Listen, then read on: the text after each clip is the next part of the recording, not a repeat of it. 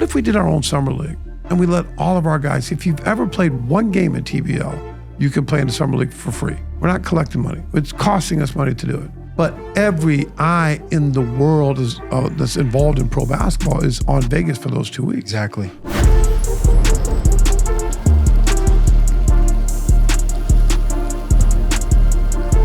Welcome to the Tampa Bay Titans podcast. I'm your host, Byron. Today we got a special guest. Goes by the name of David Magley. How you doing, David? Man, I'm excited to be back here from, this is, I think, our third time in the podcast chair with you guys. And the first time was with our CEO, Evelyn, and we had come down to actually talk to a different team and visit with you a little bit. And you put us on, and we got some good info there. And then came back as we announced you were taking the team. And that was really exciting. And then now we're 2/3 of the way through your first season. So the timing has been really fun, and you guys do a great job. So I'm excited to get to be here today. Yeah, thank you. It's great to have you. So, as one of the founders of the TBL, I mean, you're going into your 7th or 8th year. This is our 7th year right now. This is your 7th season. Okay. So how would you say this 7th season is going in comparison to maybe when you started year 1? How do you think things are going? Well, so far?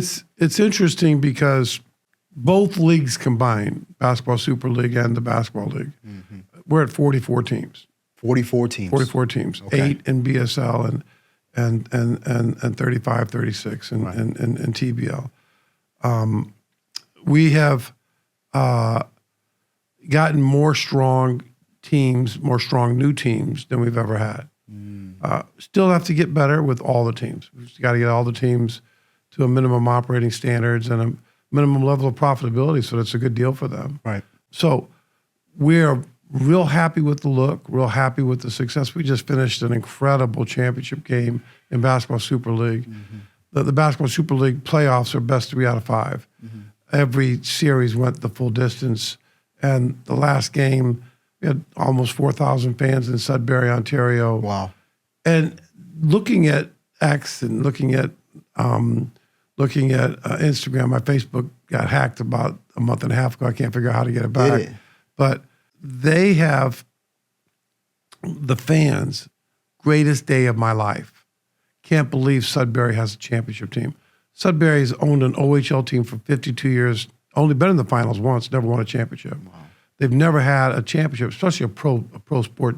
So they came out, and for those people, they're going to remember the day they saw their team win a pro championship. Wow. So you realize the impact that we're having on that community is just fantastic. Yeah, it's major. So really, really pleased with where we're at so far, but recognizing we've got some way to get better. Yeah, that's good stuff. So just for some clarity for those that don't know, what is I guess maybe the short version, the differences between TBL and the BSL? Yep. So TBL is a 3-month season. It starts in late February, March, first weekend of March, goes through May, playoffs in June. So it's a 3 to 4 month season. Okay. It's designed to be tail end of college and or high school so that we can get gym time availability, we can get fans' attention, but still be in the heat of the NBA season. So now we're in playoffs for the NBA. Right. So we typically will end our season about a week after the NBA does. Gotcha. So we really are in a sweet spot with that. The Basketball Super League goes from November through April, more traditional basketball season. It's a longer season, bigger venues. It's part of about half of our league used to be in the NBL Canada. Okay. All of those 4 teams in Ontario play in major junior hockey arenas. That means they're playing in 6,000 to 10,000 seat venues. Their cost factors are significantly higher because, when you have ice, you're going to spend, in North America, you're going to spend $5,000 just to cover the ice. Before we talk price point, before we talk ticketing fees, before we talk security, everything else that goes into running a team. So they have to play more games. They have to play a longer season to cost justify their investment. Makes sense. Talent-wise, pretty similar. You look at some of our best players; they were former TBL players. MVP of the season this year, Latin Davis, TBL player. Newcomer of the year, Charlie Marquardt, TBL player. Okay. There's a lot of TBL players that move up. The unintended thing that happened is now guys can play in both leagues, and they can get 8 months of pro basketball in North America. So Charlie Marquardt, that I just mentioned, just won a championship. He's staying until the weekend. Then he'll fly down to Frederick and play for Frederick. Oh. Last year, he played for Frederick. Okay. So before the season started, he signed 2 contracts. One with Sudbury, the second one with Frederick.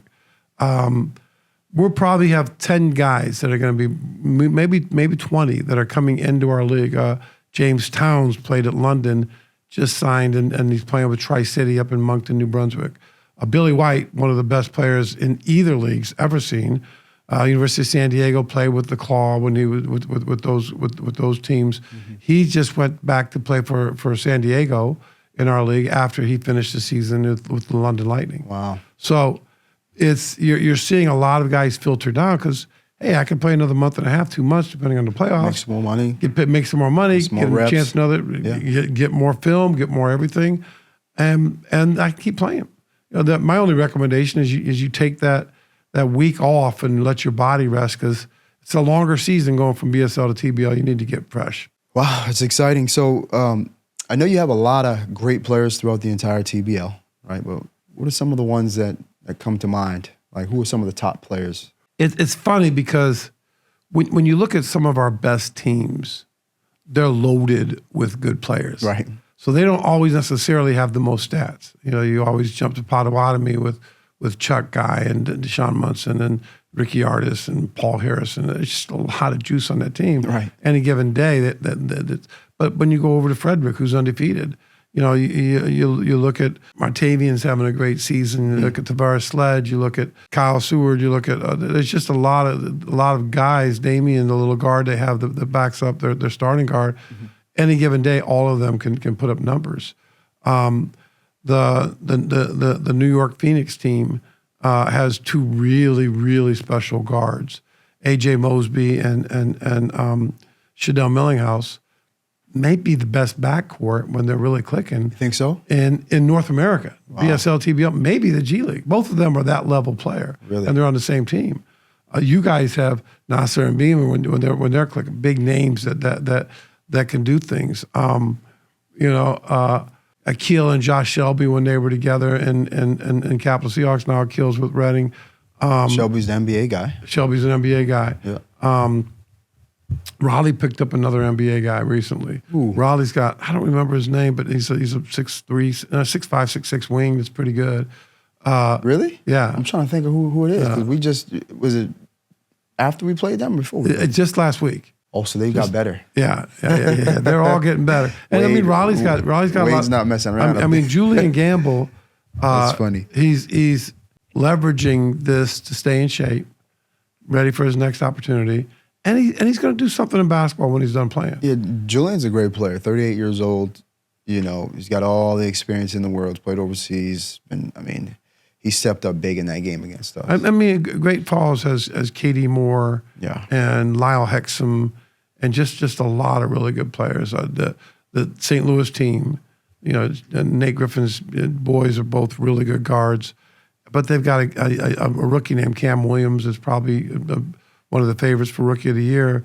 They got Corey, this huge 6'11" center from University of Cincinnati that came in this year that makes a big difference. Kokomo's always talented. So there's just a lot of good teams this year. It's going to be an interesting ride to the championship. Yeah, that's what I was going to go into next, like the teams. What teams have shocked you, I guess, as far as their performance, or has anybody surprised you? I think the New York Phoenix are pretty special. That's a first-year team, right? Yeah, so and they've got an incredible venue that they play in. It's called the Armory Studio. So the Albany Patroons play in the Washington Avenue Armory, and 15, 20 minutes away is the Armory Studios, which are 2 different armories. Armory is just a big box, basically, a building that's probably 100 years old. Armories were built to house tanks and troops. And now the big main area sits empty, So, the city of Schenectady wants to be known as pro sports friendly. So they built a multi-million-dollar swimming facility so they can start hosting sporting events. That's good. They've just built a 3,000 or 4,000 seat hockey arena because Union College is a Division I hockey program that's one of the best in the country. They want to host that. And they took this older building and they turned it into a gym. 20 sets of risers on each side. They got the floor from the Olympics, and they redid it. They've got because of the lighting gets so dark because there's no windows in it. They do things with spotlights that look like jumbotrons all over the facility. Mm-hmm. It's just a really cool space. Luxury suites, really great food, great. And you walk in, you go, wow, this is really an ideal spot. So we've got some really cool venues that are working as well as teams. And so they're doing great. And Potawatomi has their amazing facility that always does well. And the Patroons numbers are up, even though 20 minutes away, they've got a brand new team. Really? I was wondering about that. They're being so close together. I was wondering how their attendance would be. It's been a benefit. I mean, they would like us to schedule more games with each other because they're only playing each other 2 home and 2 away, but those are sellouts every time they play each other. And the crowds come and they're a lot of fun. Pretty cool rivalry. Yeah. I think the Capital Seahawks are going to do well because they're getting mentored by Frederick, who does an amazing job. So you start seeing, you can really see these things coming together. Wade down, and you mentioned Wade in Raleigh. I think he's having his best year for attendance ever. The Kokomo had to move from their legendary gym to a secondary gym at the high school because the gym's being refurbished. That gym only seats 1,200 and it sells out almost every game. Wow. Lebanon has got under new management, new ownership. That's really the crowds were good last year in their little field house they play in. This year they're incredible. We added a new team in Logansport. The guy that was managing Lebanon went to Logansport. These are all 45 minutes away. Wow. And each team is just really doing well. And like Kokomo, they'll go to a Logansport game if their team's not playing. They'll go to watch their team play, and if their team's not playing, they're going, well, hey, Logansport has a game. It's only 40 minutes away. Let's go, yeah. Let's go. So it's really fun to watch these pods of markets build out. And it's good basketball. It's been great basketball. Yeah, it's good basketball, real competitive basketball. It's good. You just had a big event, I think it was a couple weeks ago here. Every single year, the TBL puts on an all-star weekend. I seen some of the dunks. I seen the three-point shootout. You guys had a game as well. Can you talk a little bit about that and how that went this year? Yeah, it was incredible. I mean, it's gotten better every year. We started it, again, before we started Basketball Super League, BSL, there was the NBL Canada. Mm-hmm. And they got hurt bad because of COVID. They went in with 8 teams or 10 teams and came out with 4. Right. And so we played them when they came out of COVID for 2 years, trying to help them get back on their feet.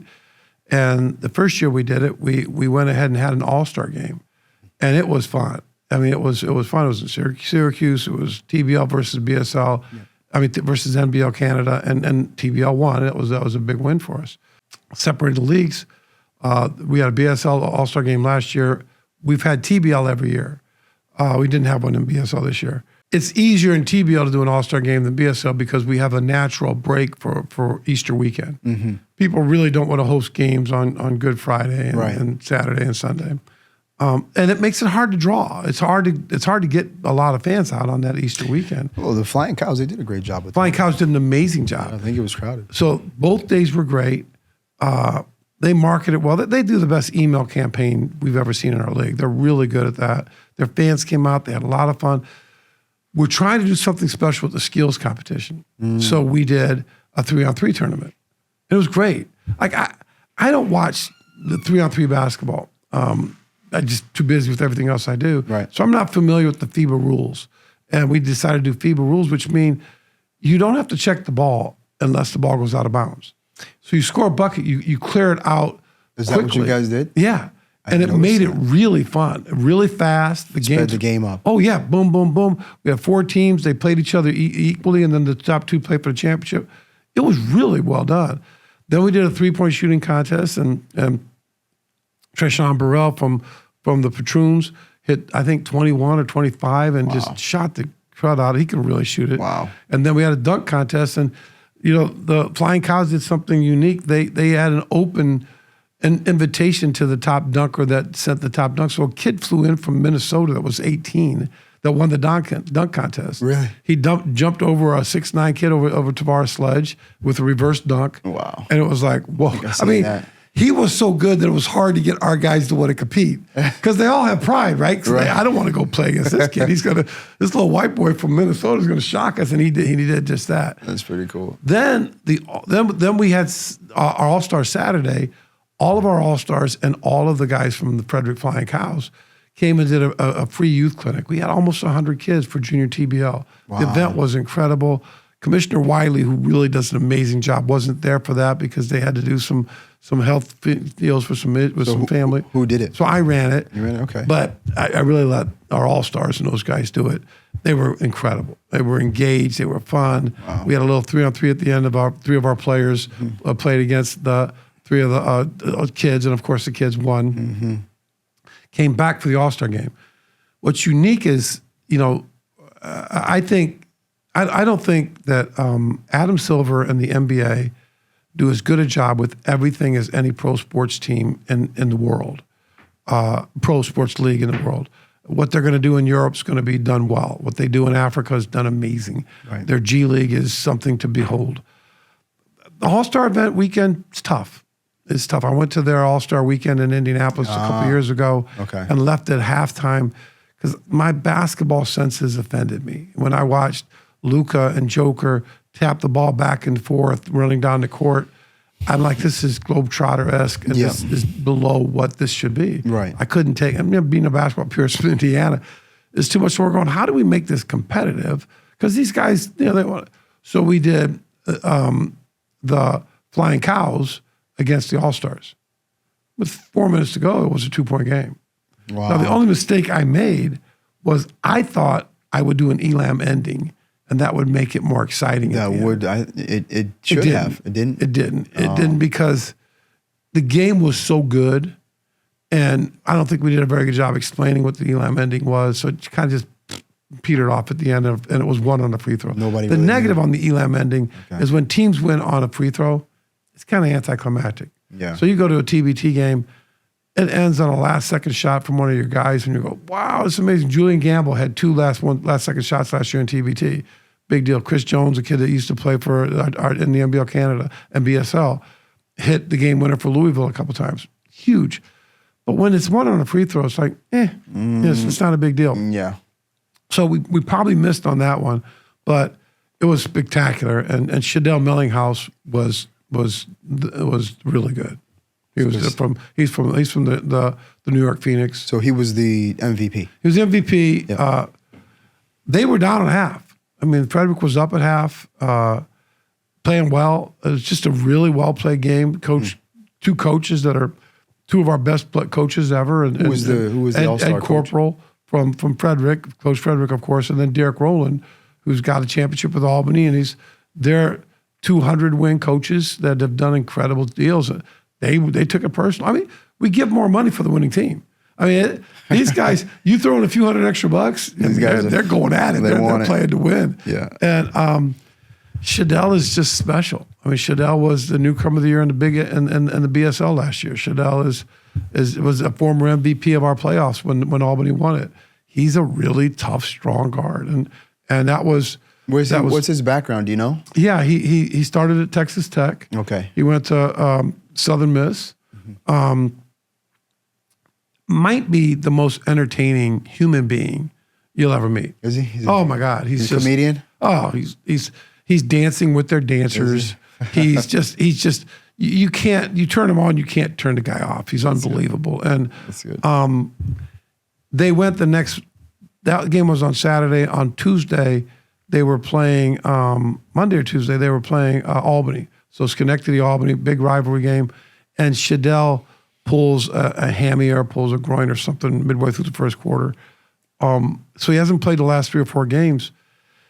They like to run around the court with flags in New York Phoenix. They got a big Phoenix on the flag, and they got a guy named Paulie Walnuts that likes to run around and do that. Big ones that huge run in ones. circle. I know what you're talking about. Shadell's grabbing the flag because he can't play, and he's running around the court with the flag. Wow. I mean, he's entertaining. And I'm talking to the TMOs of the Flying Cows, and they're like, God, that guy's worth whatever they're paying him just to entertain. And that's what's best about our guys. When our guys get it, it's when our teams get it, they really let the guys use their personalities because they are fun and they're wonderful to be around. And that's why, he was the best player that day, but more than that, he was the most outstanding performer because he was fun to watch. He did a really good job. And all of them were good. They were entertaining. It was a very competitive game. Wasn't dirty. It was really good. That's exciting. So let's change gears a little bit. I wanna jump down to the Griffins. Okay. Nate Griffin, and kind of talk a little bit about that. I know that they had a big matchup against Potawatomi, two actually in the last couple of weeks. And Nate Griffin and the Griffins, they went ahead and gave Potawatomi their first loss in a while. In 2 years. In 2 years. Wow, yeah. So let's talk a little bit about that and kind of tell us how that went. It was a war. I mean, they went at it. St. Louis is the grittiest team in the league every year. I mean, Nate's coached some of these kids since they were little kids. He's a fixture. St. Louis is made up of about 30 different communities, and he's the mayor of one of those communities. His guys play for him with an intensity that we don't see anywhere else. Munson's from St. Louis, so he knows what he's walking into. But Chuck Guy's not backing down from anybody. I think Chuck Guy had 40-some points that game. And they've got a big guy they can match up with Paul Harrison. So, I mean, when you start looking at the matchups, it's really a fun matchup to watch. And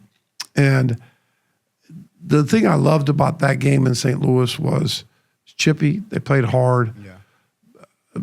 Not losing for 2 years. The way Potawatomi handled the loss was classy. Nobody was throwing chairs. Nobody was acting out of control. They were like, no, it's okay. We're fine. And they came back and they were down to force it into overtime. The second time? At Shawnee. Wow. And, Potawatomi's been beaten up on the Central pretty good the last couple of years. They've been winning by very few games less than 10, 20 points. Yeah. And so I'm certain their fans loved the show. And they played hard. They competed well. Both teams, both games were a credit to our league. And it's different environments. That's the thing that's beautiful about our league. St. Louis is urban. Music is urban. St. Louis. It's St. Louis. It's whatever you think St. Louis should be. Yeah. They both have the best walking tacos in America, which is, when you cut open the bag and you throw the meat and the cheese and everything on top of it, and that's what they do in Potawatomi. But in St. Louis, they actually put them in bowls and they make like open-faced nachos. Similar, but the crowd is, I mean, St. Louis, you're definitely going to have somebody try to go out on the court and slap somebody 5. It's like watching an N1 game sometime, or a Rucker Park. It's hype. And Potawatomi is like watching an NBA game. I mean, just the dancers in St. Louis are incredible, but they're not the same dancers as Potawatomi. Right. They'll put on tap shoes and tap. Yeah. They'll stomp. They'll do things that are more urban, and they're fun, and they're glittery, and they're good in the crowd, and the Brandy that runs it does an amazing job. The dancers at Potawatomi look like they should be straight in the NBA. Right. They actually have a partnership in Potawatomi where they send 2 or 3 girls every year to the Oklahoma City Thunder, and they send girls down that they think need more reps. The show has smoke and lights and jumbotrons in Potawatomi, a beautiful venue. Fans that really know how to support the game. Again, it's kind of traditional versus urban versus different, but they're both right. They're both right for their markets. And when you get to watch it, it's a lot of fun. And it's good to be a part of that and see that work. Yeah, I mean, from watching their live streams, you're right. Potawatomi looks exactly like an NBA game. Yeah, they do. Sure. And they do a really wonderful job with our branding. It's like, you look behind us here, you've got your brand and my brand co-branded. Right. That's important because as we build this league, if all the BSL teams and all TBL teams have our logos, our respective logos on everything they do, you make the league that you're a part of bigger. Right. So when you turn on a Potawatomi Fire game, you're gonna see on their scorers table TBL TV. Right.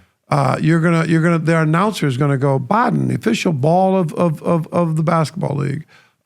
Wooter, the official apparel supplier. They're gonna do the reads that we ask them to do exactly the way we ask them to do it. And I think that David Qualls, the GM of the Potawatomi team, does an amazing job. And I think they never have fewer than 5 cameras. So they've got angles, they've got interviews, they've got halftimes. Yeah, I mean, it's really a professional show. Yeah, they do a great job there. Yeah, very impressive. And, I can tell you, us being a first-year team, we actually look at theirs to try to compare, and all right, we'll take this. Maybe we can tweak this, So Well, you have to. I mean, it's like for you, you've got all your fans on one side, so we got to make sure we film from the side that we show the crowd the most. Right. Because if not, you don't get a full feature of what you have. Sometimes Raleigh, I'll get on weight a little bit because it's easier to film from the where the bleachers are back towards the stage. Right.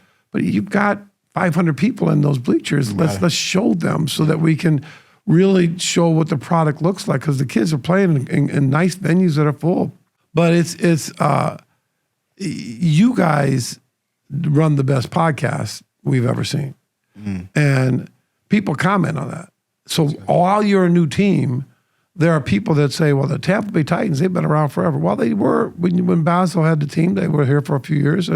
But since you've had it, the visibility's gone through the roof. You've had some influencers like Nas, and you've had some posts. You've had some posts. The one we did went pretty viral. Yeah, and it did actually. Those things resonate with the league because people go, well, "What league is that?" Next thing you know, they check, and we haven't boosted anything for a long time because of the account getting hacked by Facebook. I'm nervous about doing anything right now, but our social media and Instagram's gone up 10,000 in the last 10 months.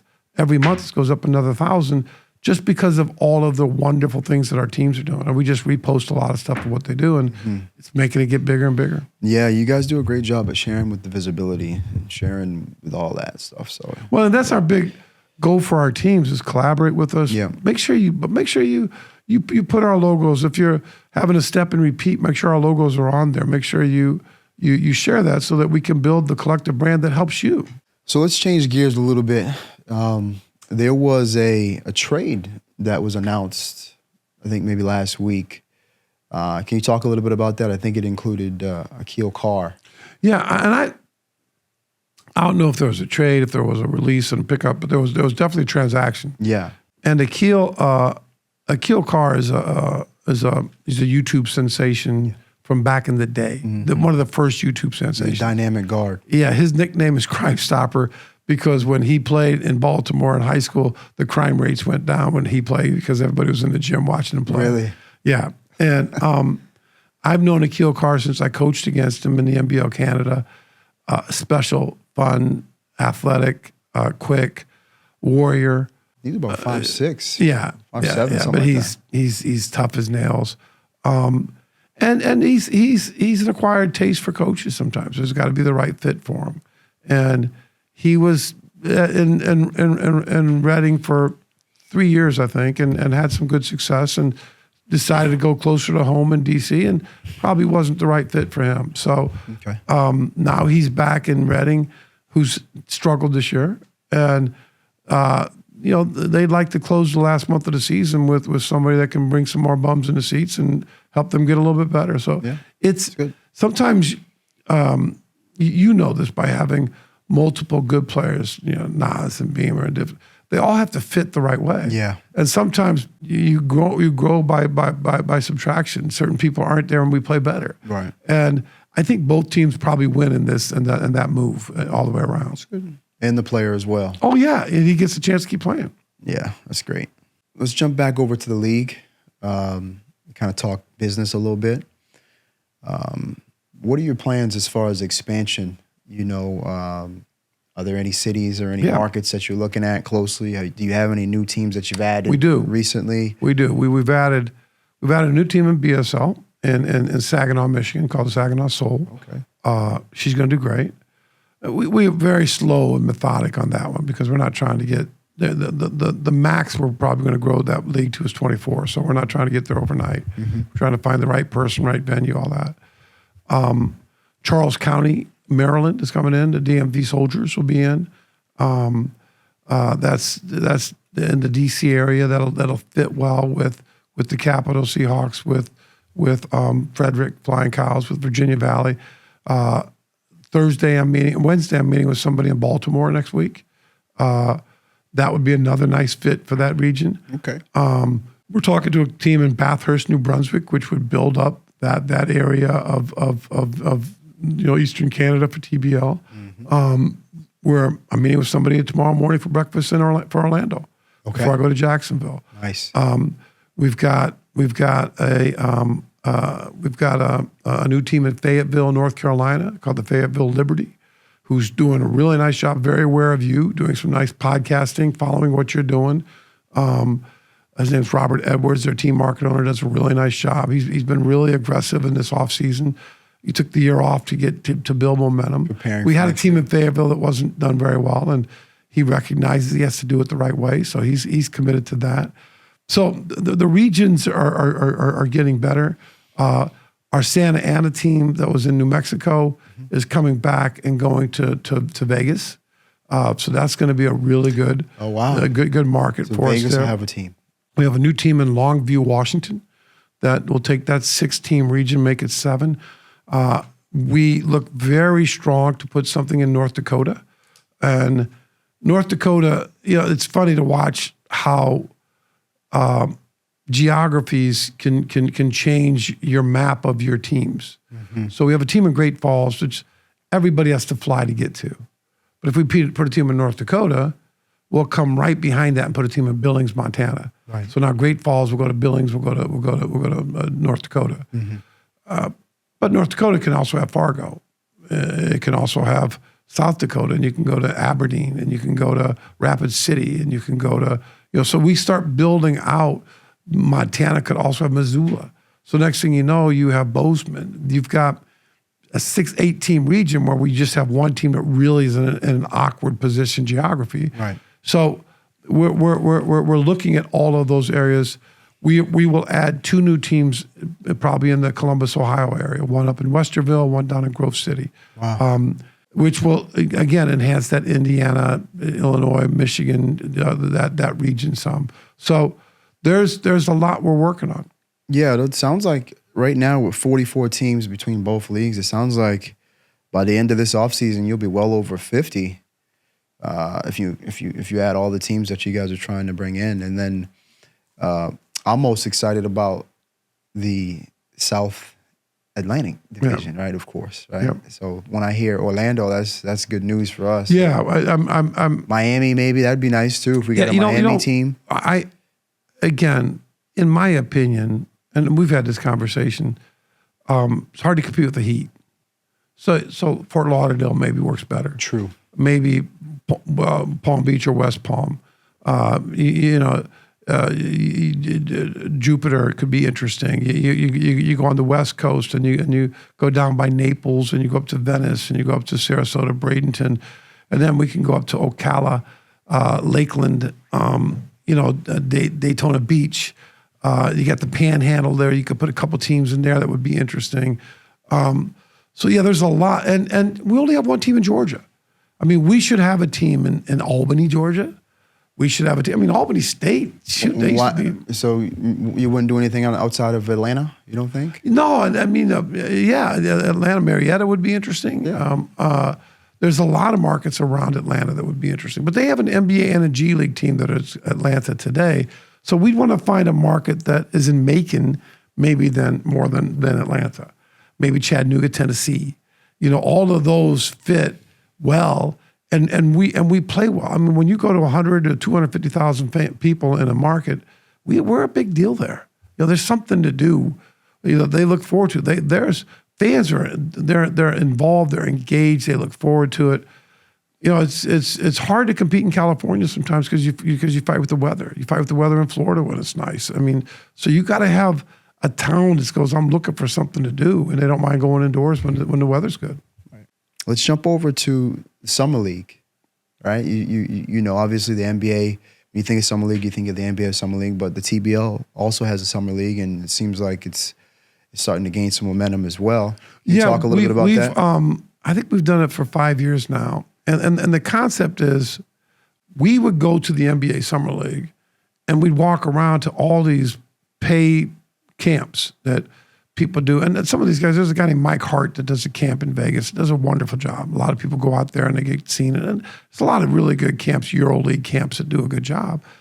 But they're all $300 to $500. And I'm seeing our guys paying money to go to Vegas, paying money to go into camps. Right. And then they're walking and we see them at a game. And I'm going, okay, what if we did our own summer league and we let all of our guys, if you've ever played one game in TBL, you can play in the summer league for free. We're not collecting money. It's costing us money to do it. But every eye in the world is that's involved in pro basketball is on Vegas for those 2 weeks. Exactly. So for 3 days, we'll have people come in and do the summer league. And you know what? Every year, the guy that Jamestown moved up from TBL to BSL this year. He brought 3 guys in from our summer league to play in BSL. There were guys that had played in TBL, maybe 4 or 5 that he saw in the summer league, and he brought with him.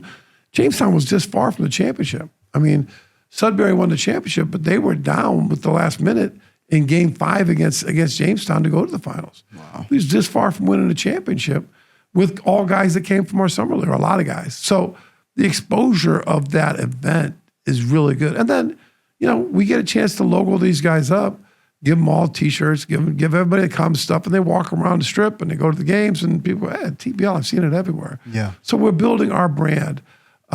Cliff Livingston, who is a great NBA player that coaches our Santa Ana team, he always tries to find us a good hotel deal.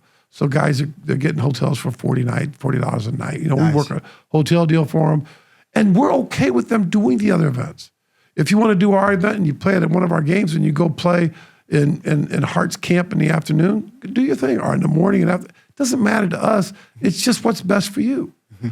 Communicate if you're not going to show, because we're only putting 8 guys on a team so they can get the reps, because we're not playing that many minute games. So communicate, but besides that, do what's best for you. We want you to live your dream. Right. And there was some chatter about a cash prize. Well, so last year we did a $10,000 prize. Mm-hmm. We'd like to boost that this year. We're looking for sponsors. We'd like to do about a $20,000 cash prize. I mean, again, So for the winning team, would get $20,000. winning team would get $20K. Wow. I mean, we don't have the sponsor yet, but we're working on something like that. And you know, I think it'll be a good event for them because they can come out and, you know, 8 guys each are going to get you know, $2,000 plus. They're going to get $22,250 each. That's pretty good. You know, maybe throw the coach a little bit, so maybe they each get $2,000. The coach gets something for coaching them. Right. But that pays for your whole trip and gives you a little bit of cash in your pocket. Yeah. As we get exposed, because ultimately we're trying to help these guys showcase and get where they're going to go. It's good. It's good stuff. We'll change gears now. Let's jump into something that you've been talking about a lot in the owners' meetings.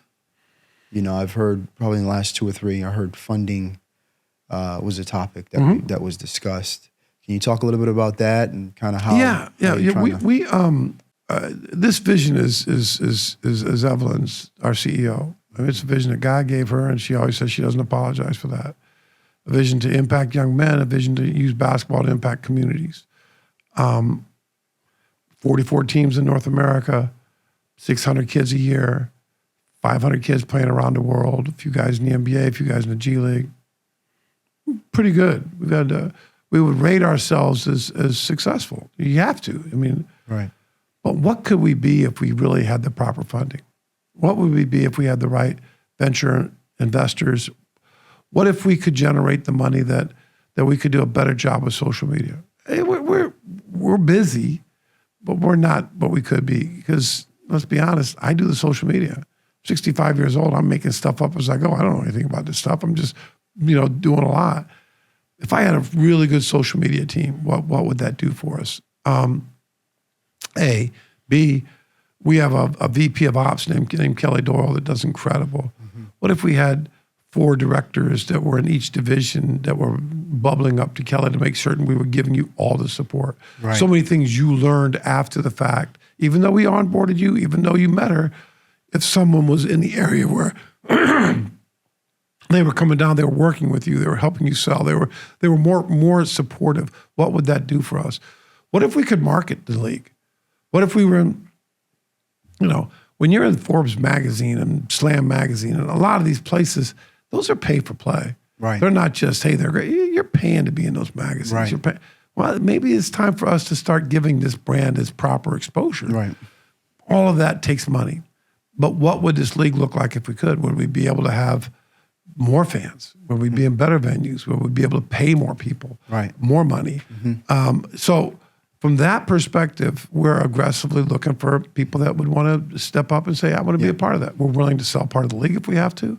We're willing to do whatever it takes to make this work and make it a return on investment that somebody goes, wow, I'm invested in something that's worth whatever the amount is now. Right. With the right investment, is it 10x? Can we grow it like that? Right. I gotta believe so. There's a new volleyball league that somebody just raised several $100 million for. Bezos is involved.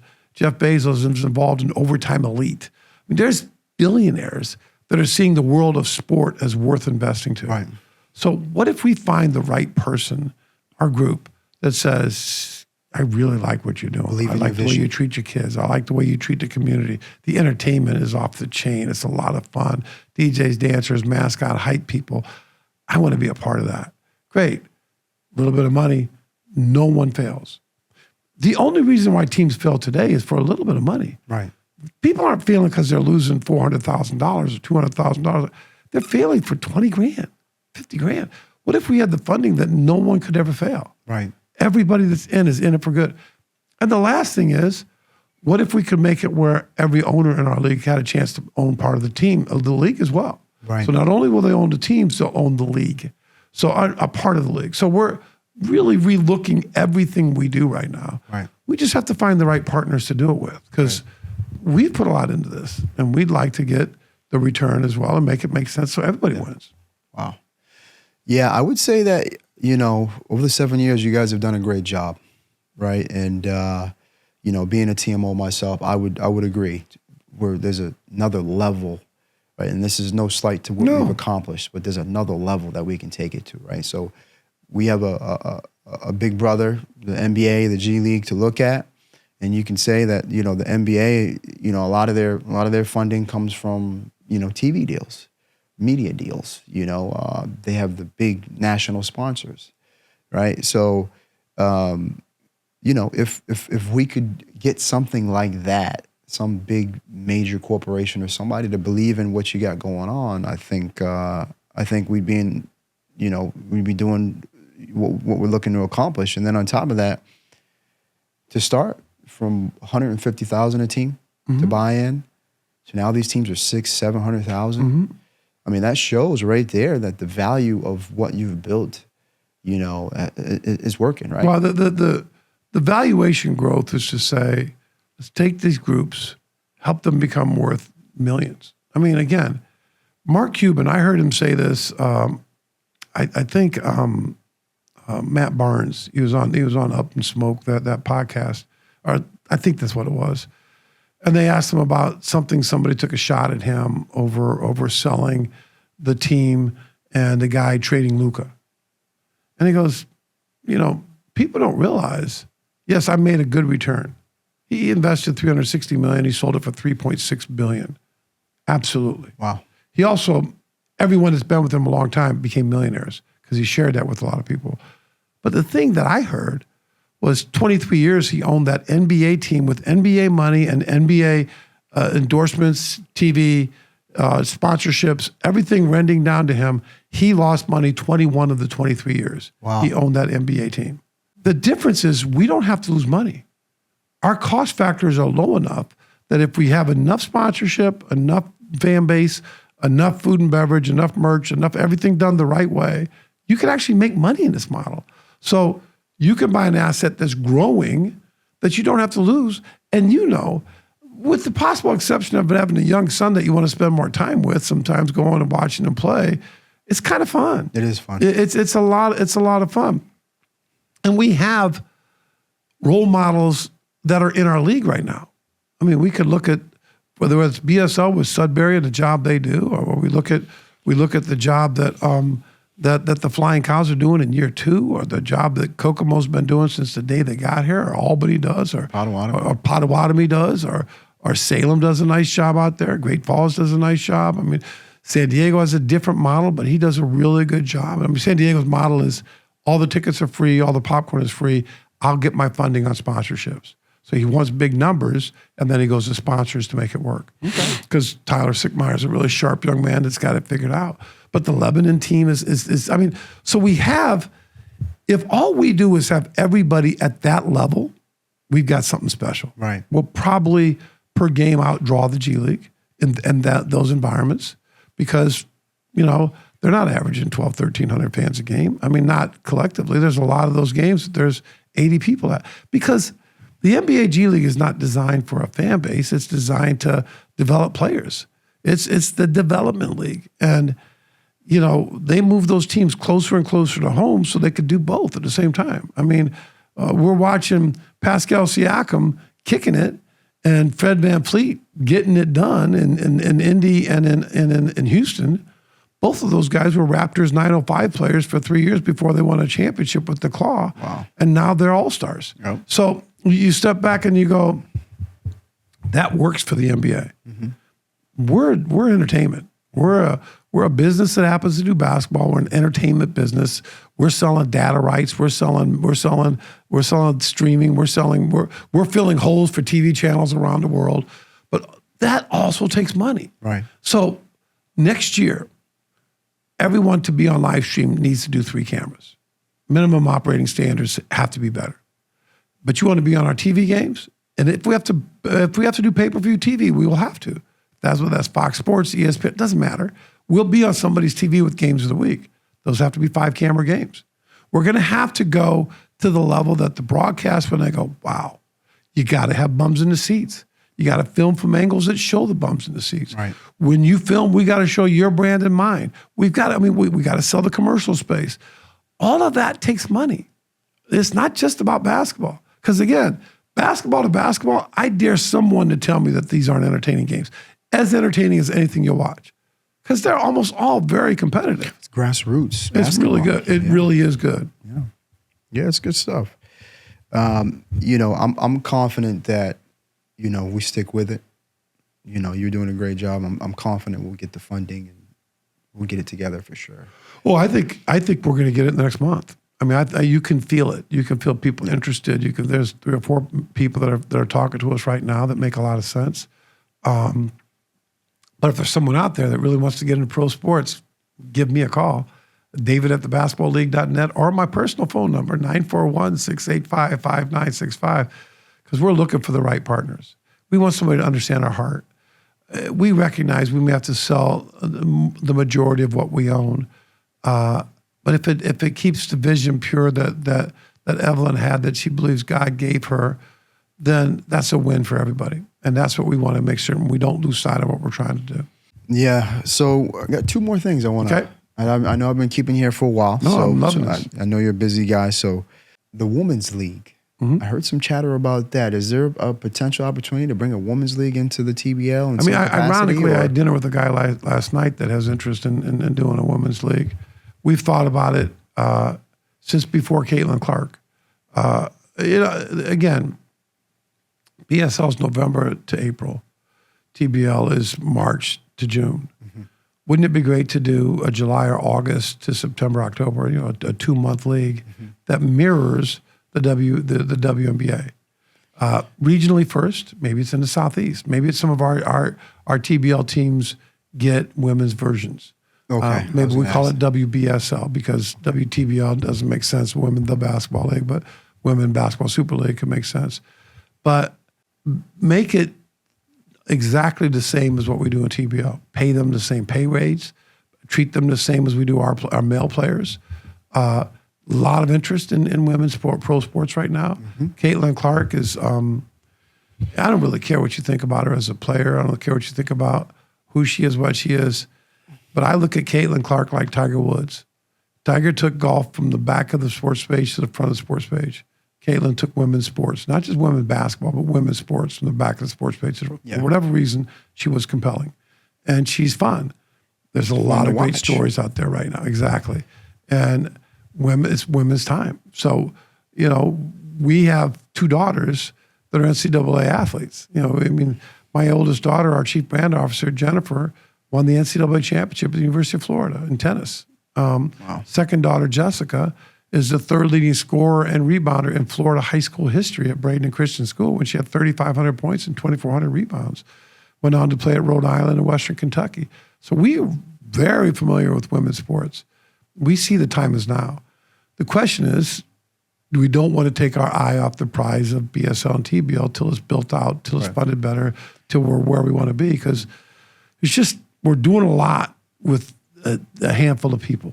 If we get the right staff in place, they could do a lot of the same things year round. And the accumulative effect of 1,200 games a year, what does that do when we have online betting?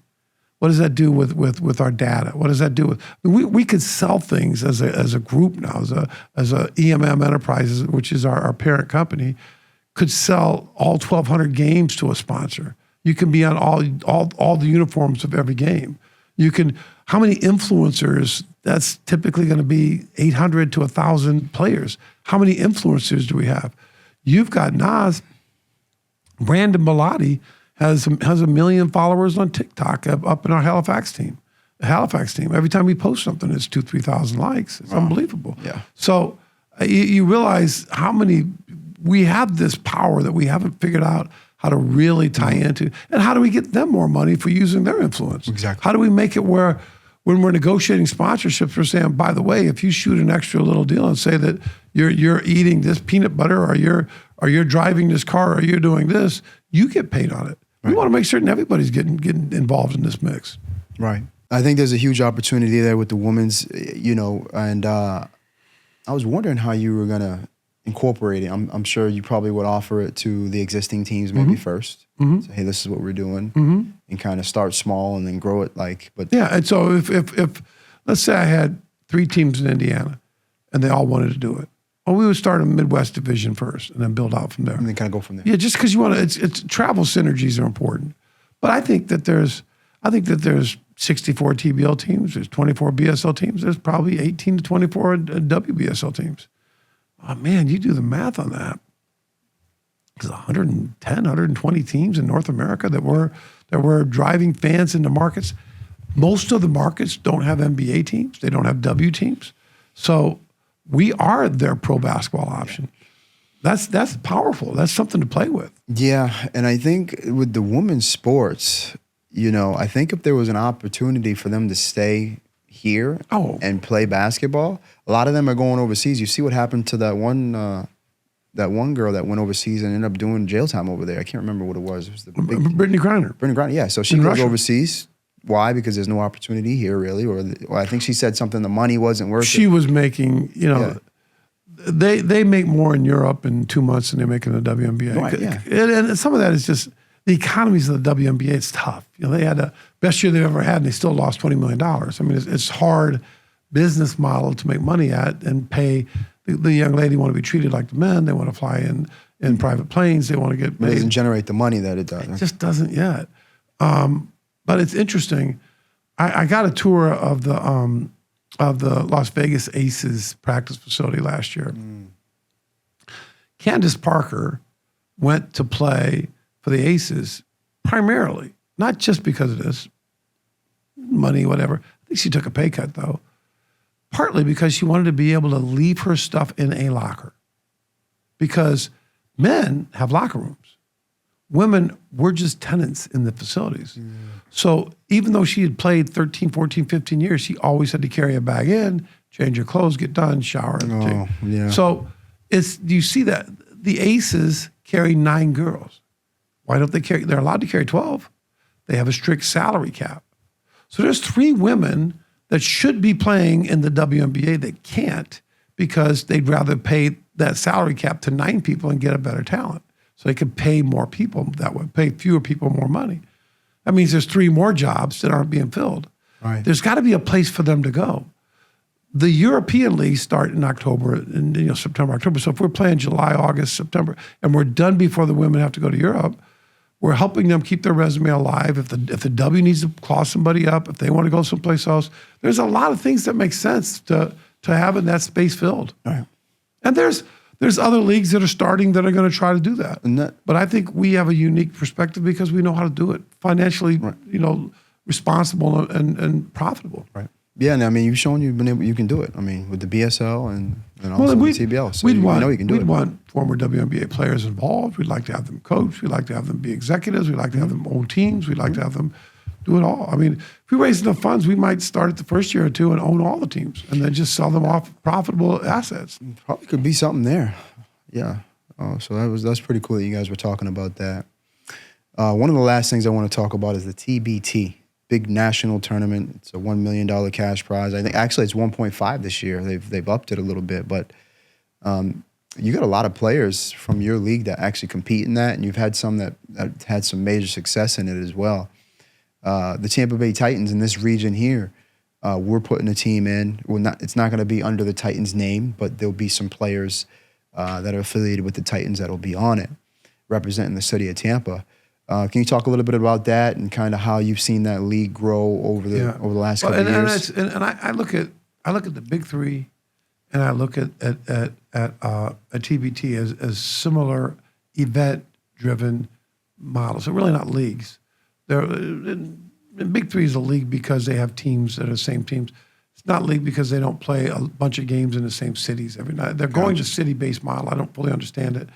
I think it makes sense. I mean, Ice Cube's a smart guy. They do a nice job. So I've got a lot of respect for them. But they're events. They go to a city, they're an event. We're a league in that we're playing 16, 20 games in these markets, and it's different. TBT it's really well run. We spoke with them this year about putting a couple teams in, one from BSL, one TBL, just having our champions in.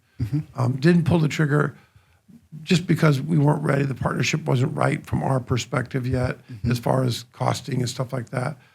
Nothing they did. I think ultimately I want to have one of our full teams, the championship team's representative. Maybe next year.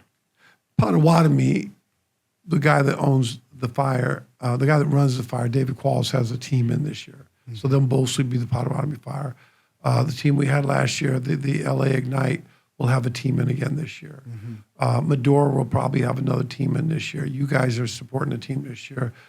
Red Rose Marketing, Red Rose out of Pennsylvania, Marlon, who coaches our Capital Seahawks team, will have a team which will so there's going to be 5, 6, 7, 8 teams that are heavily TBL influenced.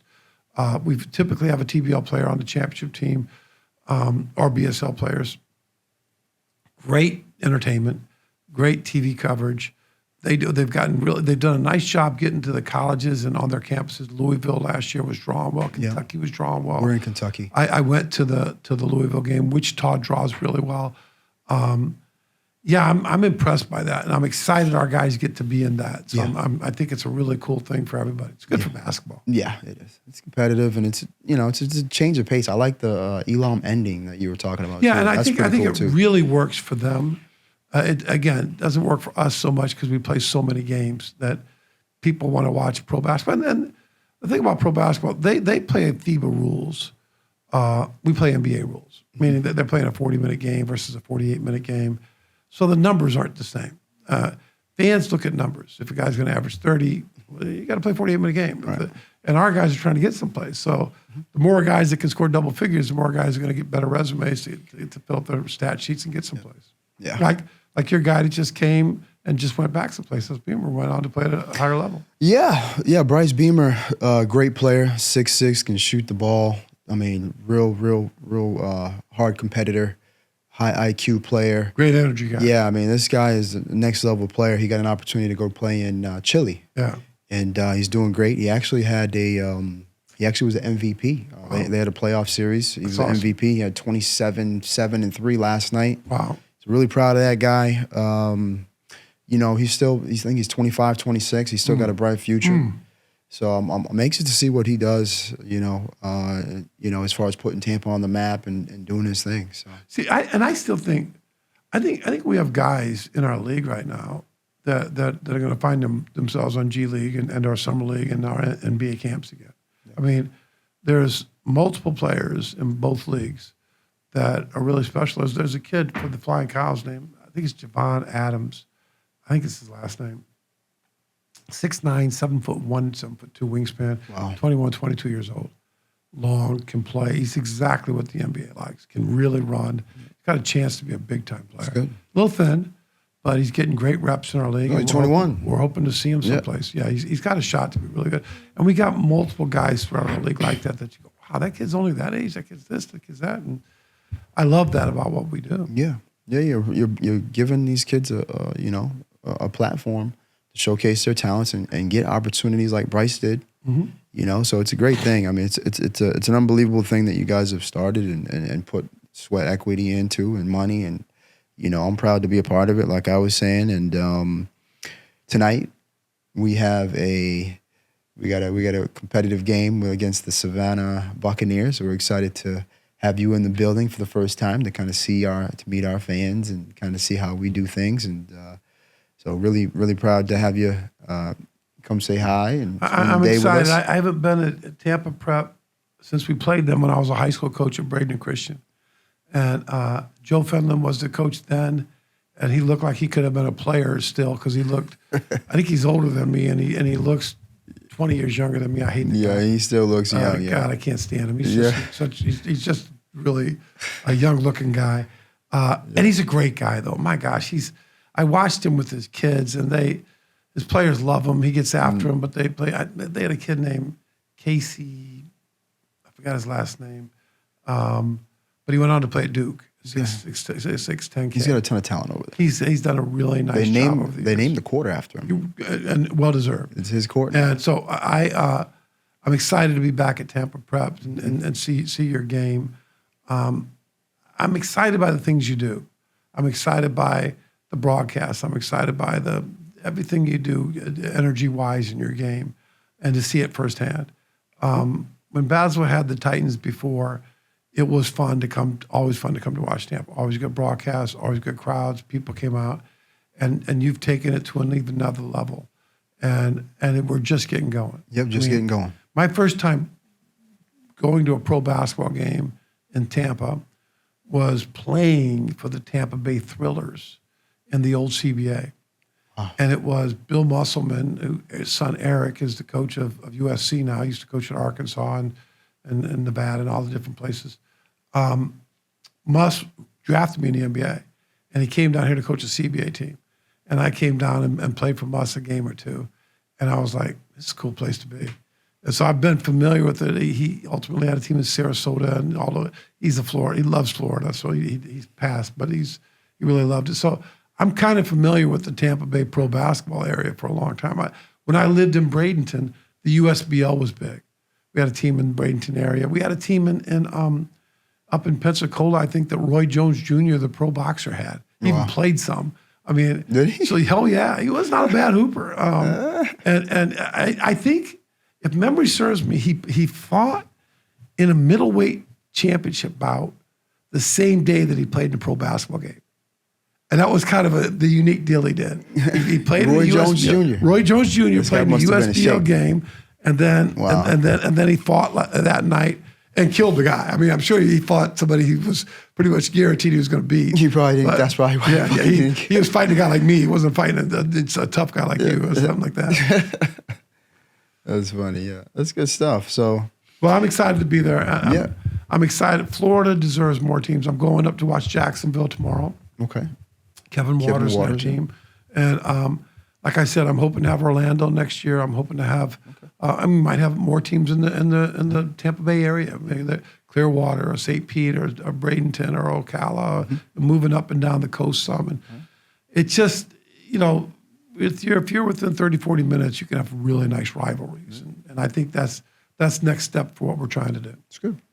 All right, well, let's wrap this thing up. I want to say, like I said, thank you for taking the trip down and coming to our game tonight. I want to say thank you to the fans for following us and supporting what we got going on, and hope to see you at a game soon.